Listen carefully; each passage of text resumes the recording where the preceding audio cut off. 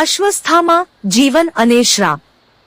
અશ્વસ્થામા મહાભારતના મહાન પાત્ર છે. તેઓ દ્રોણાચાર્ય અને કૃપિદેવીના પુત્ર હતા. તે તેમના અવિનાશી શરીર અને દેવીદ્રોહના કારણે જાણીતા છે. અશ્વસ્થામા દ્રોણાચાર્યના પુત્ર, મહાન યોદ્ધા અને શિવ ભગવાનના ભક્ત હતા. તેમના મસ્તક પર દમણની જેમ જમણો મણિ હતો, જે તેમને અજેય બનાવતો હતો. કુરુક્ષેત્ર યુદ્ધના અંતે જ્યારે અશ્વસ્થામાએ પાંડવો પર હુમલો કર્યો અને ઉજ્જના વંશનો નાશ કર્યો, ત્યારે ભગવાન કૃષ્ણે તેમને શ્રાપ આપ્યો.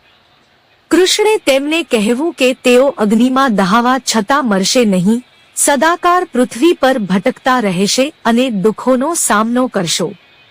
અશ્વસ્થામા હજી પણ પૃથ્વી પર જીવિત છે એમ માનવામાં આવે છે. તે કયા છે એ અંગે અનેક માન્યતાઓ છે.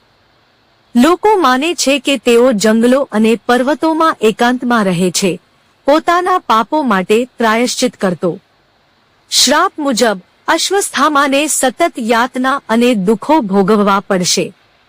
મણિ દૂર કરવાના કારણે તે ત્રાસ અને કષ્ટોથી ભરપૂર જીવન જીવે છે. આ મણિ તેમનું રક્ષણ કરતું હતું, પરંતુ તેનું દૂર થવું શ્રાપના ભાગરૂપે હતું. આગળની કથામાં મહાભારતના અન્ય પાત્રો અને તેમના જીવનના લેખિત પાઠોનો ઉલ્લેખ કરશો. તે પાત્રોની જીવન કથાઓ અને તેમનો જ્ઞાન વિવિધ પાસાઓ પર પ્રકાશ પાડે છે.